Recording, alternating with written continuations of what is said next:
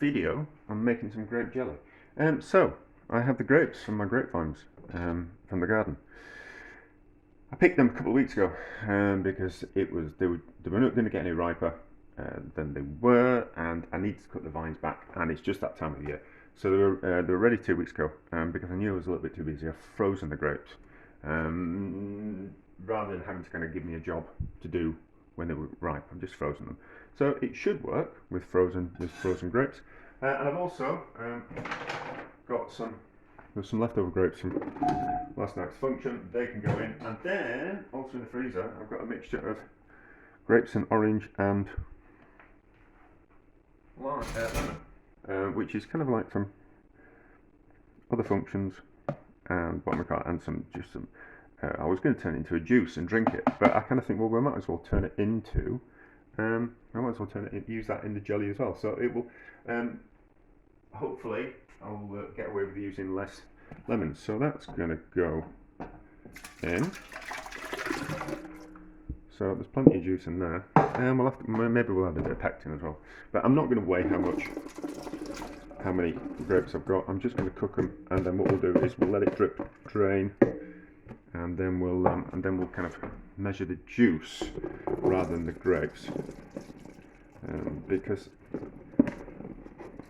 there's a lot, isn't there? There is a lot.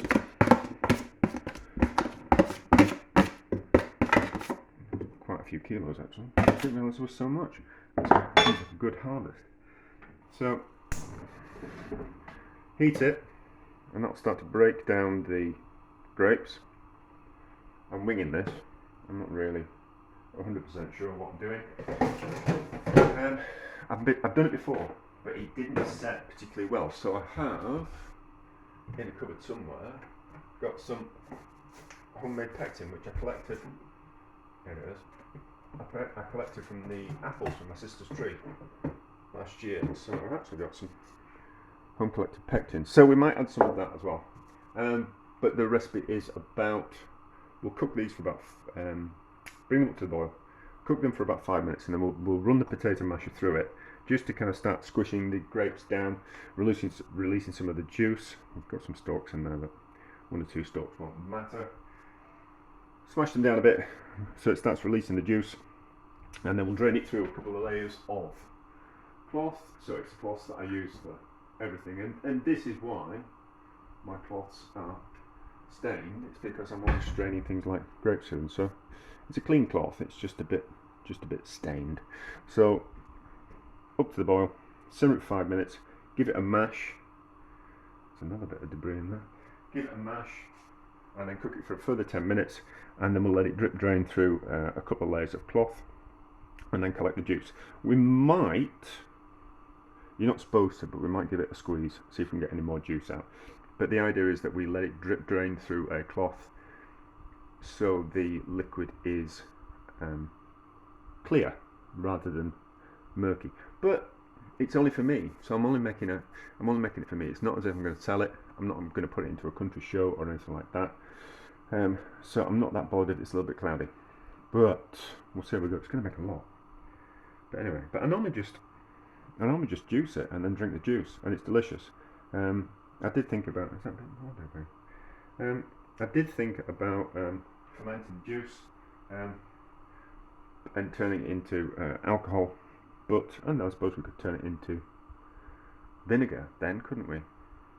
I didn't think about doing balsamic vinegar. Maybe that's another year's kind of project, but I need to research that a little bit more.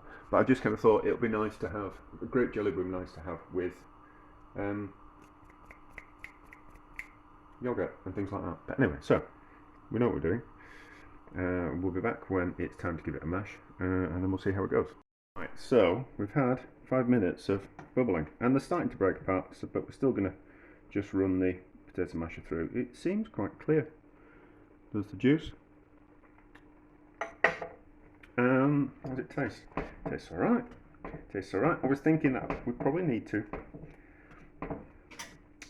Obviously, when we add the sugar and we're boiling it to turn it into a jelly, we're evaporating off some of the liquid and therefore concentrating the flavours. I was kind of thinking that we probably need to evaporate more off and concentrate the flavour more, because it's got all that orange juice in it as well. So, and there's not going to be much pectin in the orange juice. There's be a few pips in there, but there won't be too much. So we probably need to just boil the liquid before we add the sugar, just to concentrate the flavour and just drive off some of that liquid, otherwise it won't set properly. These are my thoughts anyway. Oh, we're getting all steamy, aren't we? I'm just running the masher through just to release more of the juice from the grapes. So, then back up to the boil. Well, simmer, stew for another 10 minutes, and then we'll strain it through the cloth. We'll see how it looks, but it's quite a lot of liquid. It's going to be like a year's worth of jelly in here. And I used to make it for work and then serve it with pate, but a bit of a waste really. I didn't think, this is going to sound awful, but I didn't think, for the amount of work that went into it and how it tasted, I don't think people kind of really appreciated what it was. So I went back to making my own Cumberland sauce from the leftover cranberry sauce from Christmas. So, and people seem to like that. Anyway, oh no, I did. I once did some canapes and used the grape jelly on the canapes. I think a little bit of Melba toast with a bit of patty on, and then the grape jelly, and I think that was lovely. But that was at a canape function, you know, different kind of people than I normally cook for. But anyway, right, so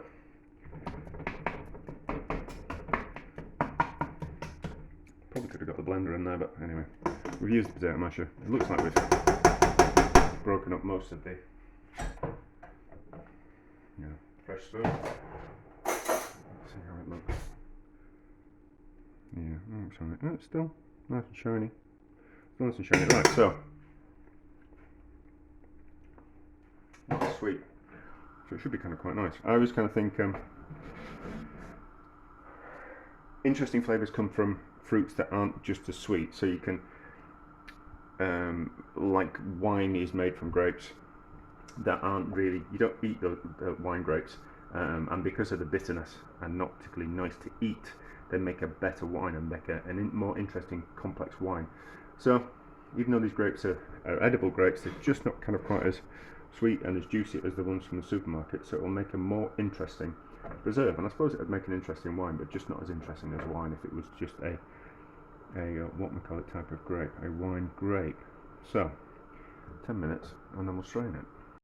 It's had 10 minutes of cooking, and it's certainly broken down the well, this is going to be awkward. Start to break down the broken down the outsides of the skins of the grapes. So put it through a double layer of cloth, and I've just there's a pan underneath.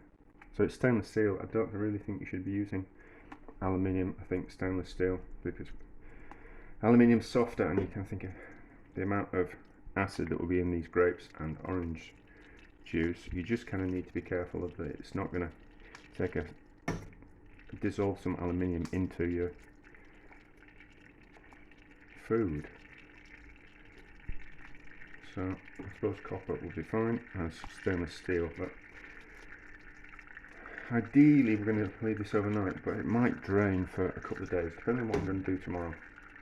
I'm not going to have, I'm not going to have the some cooking dictate what I'm going to do.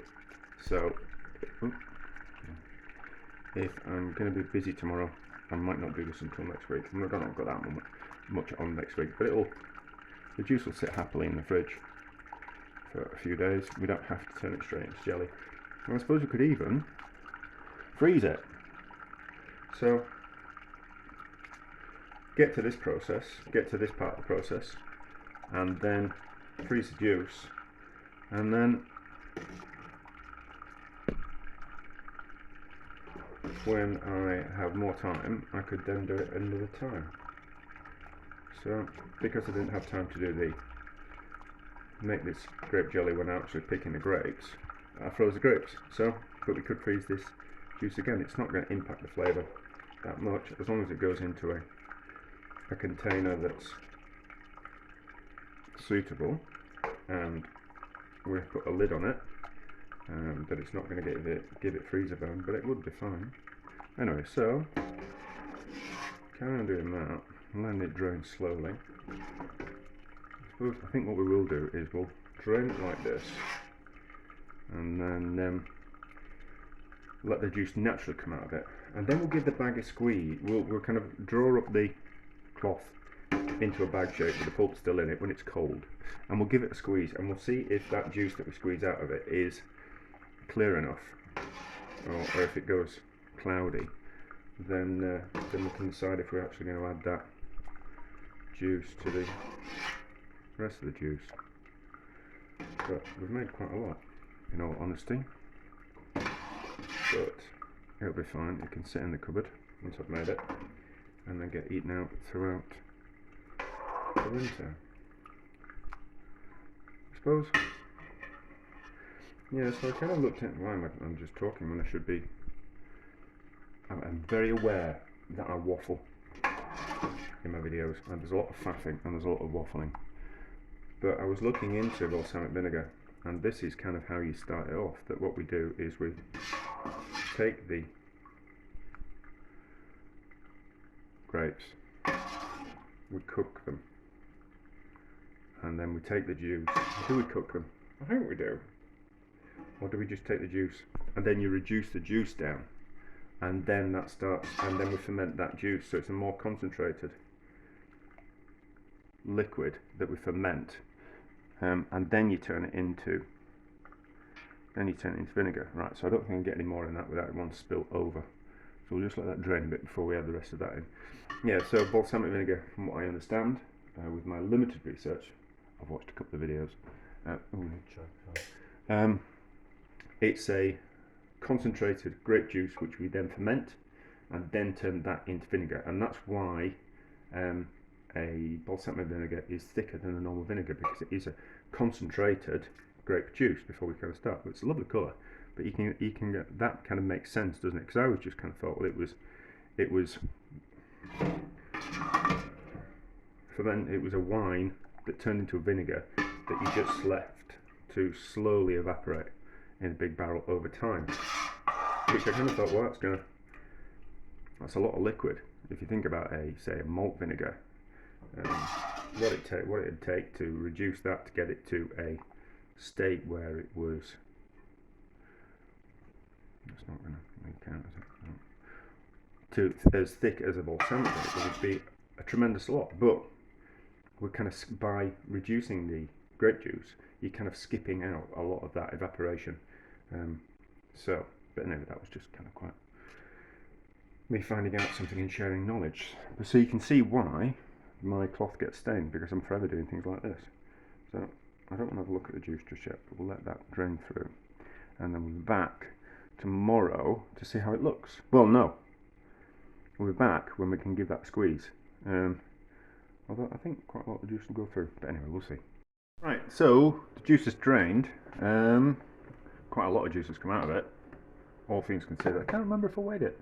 But anyway, so there's still a little bit more juice that wants to come out of that, so we might just squeeze that. But I want to do a test. I don't want to just boil up all this juice here. I mean, there's a good 3 litres, if not nearly 4 litres worth of juice there. So to boil all that up and start adding sugar, that's going to be quite, it's a lot to go wrong, if I'm honest. So let's just do a small amount. So in here we've got 300 millilitres and half a lemon. So 300 millilitres of the juice and half a lemon. It's best to boil liquids first before you add the sugar. What the sugar has a habit of doing is falling down to the bottom of the pan and then creating a layer of sugar on the bottom of the pan, and then the sugar starts to caramelise before it starts to melt, which is not what you want. So, and I haven't got a proper sugar thermometer, so we're going to have to use this. So it wants to get up to about 103 degrees, and that's gelling point, or setting point. So It's coming up to a boil. I'm just doing other stuff on the back as well, so I might have to keep an eye on that milk as well. So that's coming up to the boil. So 500 grams worth of granulated sugar. No, we're not going to use jam sugar. I probably have some somewhere, but I've got some pectin. So if this doesn't work, if it doesn't set it, we'll try again with some pectin, and we'll kind of see how that goes. So up to the boil, and then a vigorous boil, and then get it up to about 103, and then it should set. Now, I was kind of thinking about this. I was thinking that obviously we need to boil it rapidly and get it up to 103 degrees, which is over boiling point. And it's because we've driven off. We need to drive off some of the liquid. So sugar boils at a higher rate than water, and we're trying to. So by getting rid of some of the liquid in the juice, we're concentrating in the sugar, and that's how we're getting a higher boiling point. So, but I was kind of thinking, well,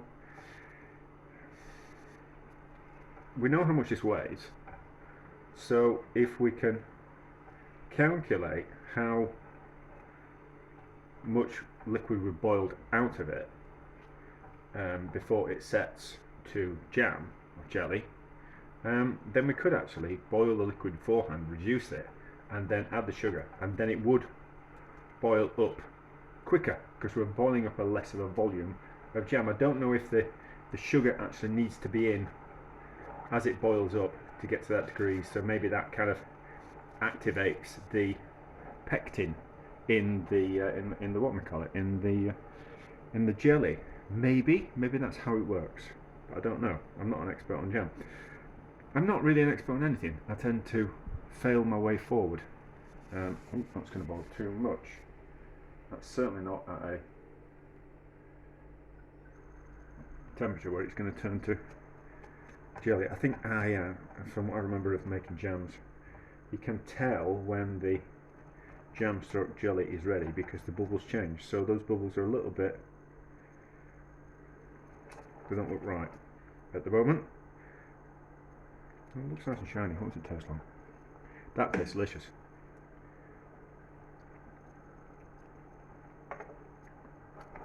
That's nice. It needs more lemon in it though, which is surprising because all that orange juice went into it, which I would have thought it made it a little more acidic, but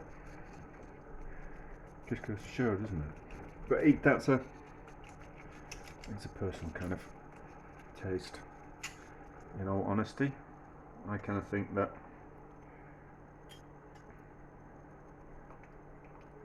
I know if to add a little bit more salt, a little bit more sugar, a little bit more lemon to things, just part of my training. But that's something that happens with practice. That's why you don't necessarily need to follow recipes. So we'll boil that up. What temperature is it at the moment? And then we're going to see where it gets to. I haven't got a proper jam pan, but it should be up there. 100 degrees.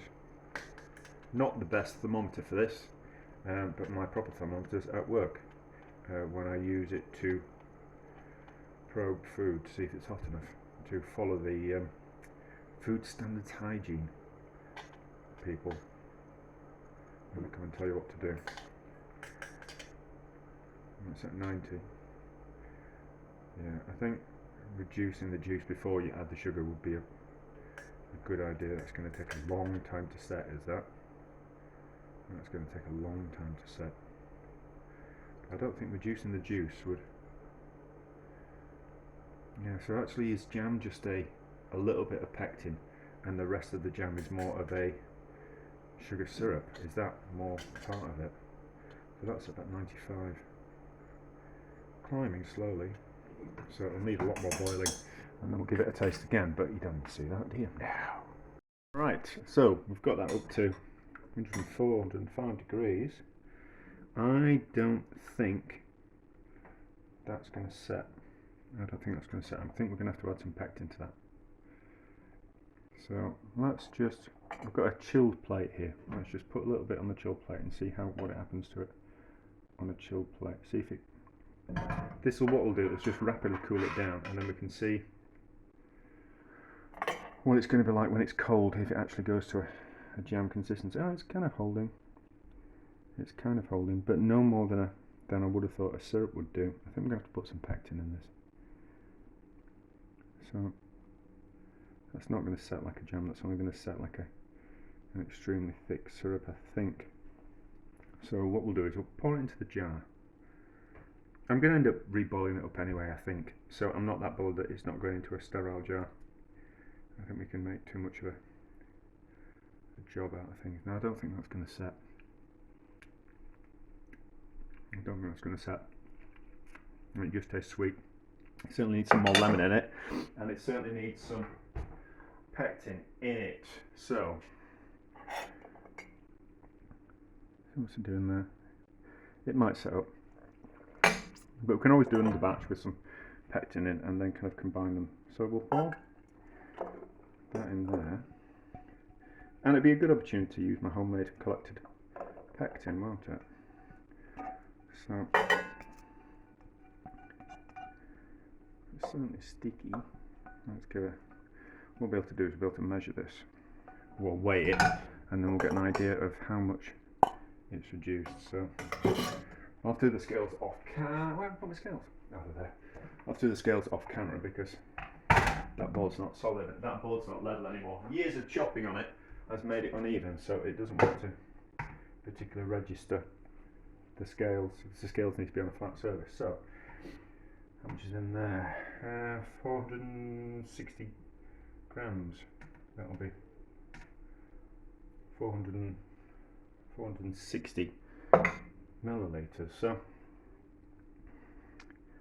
that's basically just like a sugar syrup, isn't it? We've just basically boiled off all the liquid and just turned it into sugar syrup. But we'll let that set overnight and we'll see how that turns out. And let's do another batch the same way, but with some pectin in it, and we'll see how that turns out. Oh, I did squeeze some more juice out of those grapes. That's not cloudy, that's still shiny, so we'll be able to use that to make even more. So I'll end up squeezing some more juice out of those grapes because we don't like waste, do we? Oh, I may have screwed up the amount of sugar. I may have added too much sugar to the first batch. It should have been 250 grams for 600. No, it should have been 250 grams for 300 milliliters. So this time I boiled up some more liquid, and we've got some pectin, and we've got, so it's 600 milliliters worth of liquid. Lemon's gone in already, so a whole lemon, and then this is the pectin and a little bit of the juice. It's just a little bit grainy. It's just a little bit clumpy is the pectin because it was home collected. So I just wanted to make sure I won't put any lumps in. We'll probably need to put more in than that, since I adjusted the amount of. No, that's right, it's right, because we're putting 500 grams in. So we put in 10 grams worth of homemade pectin, but we probably need a little bit more, but I'll sort that out in a second. Add a little bit more liquid to that. And then we've got the 500 grams worth of sugar. So that's going to be a lot of sugar for all that juice that I've got. I suppose we could do something with it. We could ferment it, and then turn it into balsamic vinegar, because it seems kind of quite nice and thick, but maybe that's maybe a project for next year. Maybe, eh? So that's that. Pause, and I'll just put some more pectin in. Right, so I added the last of the pectin. It's come up to the boil. It's bubbling differently than it did before, and I think that's down to less sugar in it. But as we can see from this, it's not that it's jammy, it's gone like a thick sugar syrup, so it's not set as such like a jam, but it's certainly gone like a thick syrup. So we'll see how that turns out tomorrow when it's completely chilled and it's been in the fridge all night. And then we'll be able to see how this one turns out as well. So, similar process. Keep this one simmering until we get up to 105 degrees, and then I'm not going to test it. I'm just going to pour it into the jar, and then we'll see what happens to that overnight. I think it'll work because with the added pectin. But I think, and then we'll be able to get an idea as well of how much liquid we've lost compared to using pectin and not using pectin. And then I think what I'll do is I'll do an experiment where I work out how much the liquid has reduced by, like how much liquid we've lost by the boiling process, and then I'll reduce that liquid down first and then add the sugar and the pectin and see if that kind of speeds up the process. Because if we're boiling, so that's got 600 milliliters worth of liquid and 500 grams worth of sugar. So we're boiling up the sugar as well. So that's actually using more energy to do that, and it's going to take longer. But if we can just boil the liquid and evaporate off the excess liquid, then we can speed that process up and use less power, which is certainly an important thing. You know, it costs us money. There's the gas, electricity, and the prices have come down, but there's always that fear that they're going to go back up again. But anyway, so we'll do that, we'll jar it up, and we'll see what happens. Right, so out of interest, I've taken 600 milliliters of the grape juice and I've reduced it down by about half. It's probably about 350 at the moment, but it's going to need a little bit of boiling when we put the sugar in. And I think that jam that we made, that second one with the pectin in, there's about, what was it, 850 grams worth of jelly in that, which is 500 grams worth of sugar and about 350 grams worth of the juice that's been reduced as you boil it. So this should work. So pectin in.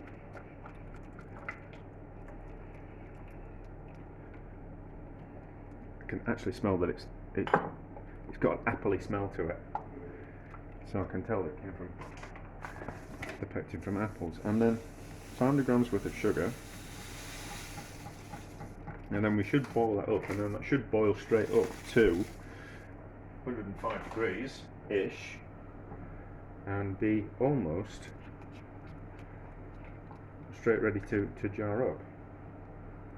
You know, we'll give it a boil for a little bit longer than, we won't just put it in, we won't just bring it to the boil and then put it in the jam jar. We'll give it a boil for a couple of minutes just to make sure that all the sugar's completely dissolved, and then we'll put it in the jar, and then we'll kind of see if that's a quicker way of making jellies. Maybe. I think it will be, actually. I think it is. I've got high hopes for it.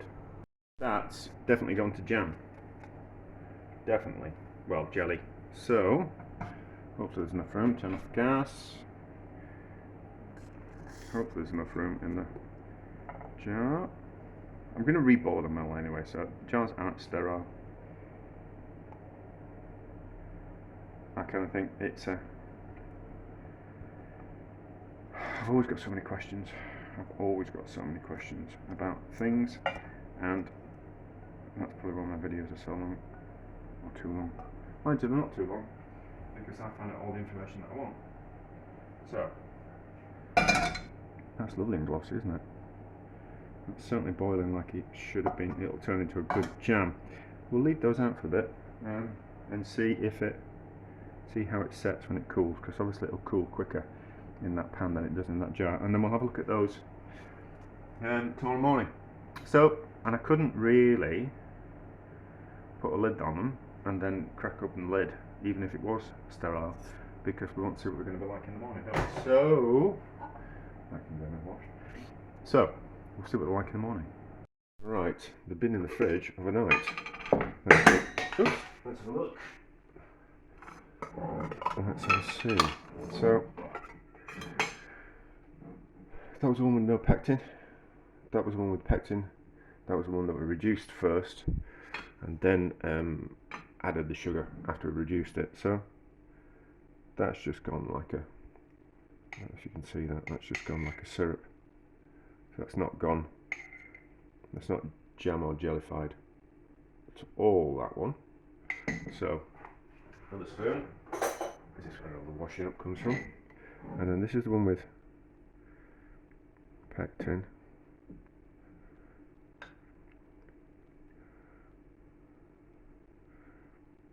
That's better. It's not an ideal consistency. It's still more like a syrup more than anything else. And then another spoon. See what this one's like. It's got a crust.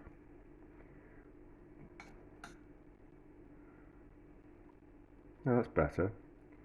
That's better. So that's more like what we want. So that's probably, that one's probably down to just not being boiled slightly enough, up to a high enough temperature to get it to set. But that's more like it.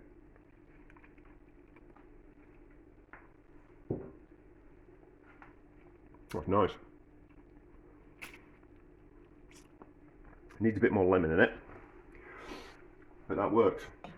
So that was interesting, isn't it? That we can boil the. It's just not as shiny. It's a little bit. The texture's just not quite as good. That's a better texture. That's got, you know, I don't know if you can really kind of quite see, but that's a little bit grainy, is that one. So I don't know if that's going to crystallise. And that one's a bit shiny and smoother. So we can boil it and reduce it, the juice first, and then add the sugar. It is possible and it works. It just doesn't give just quite as good a result. It's just a little bit grainy, but I don't know if that's not. It's not crystallised. I don't know if we can see that on the camera. It's not crystallised, but no, the camera's not picking that up. But it's just not as. It might go crystallised.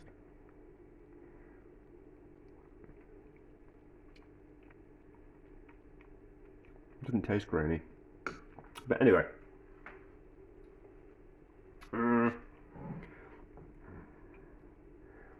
I don't think grape jelly. Not 100%. I'm not 100% happy. I'm not 100% happy. It's not. Yeah. But it was. But when I've made it before, it's been difficult. So I don't know. I don't know. Maybe grapes just don't. I mean, it's good consistency. Is that'll be fine. I'm happy enough with that. That's for me. But I do like things just that little bit. A better result than that. You know.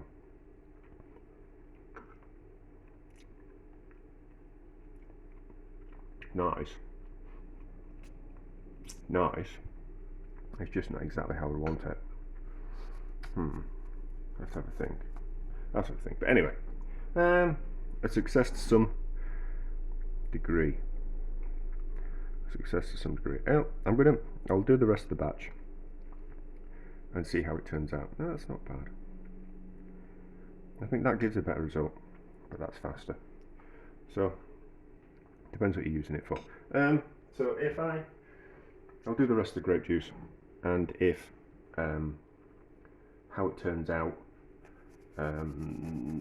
if it gets a better result from I'm going to do it that way, with reducing the juice first, and then if it gives a better result, I'll add a bit more at the end of this video. But I'm not 100% happy, but still, it's delicious.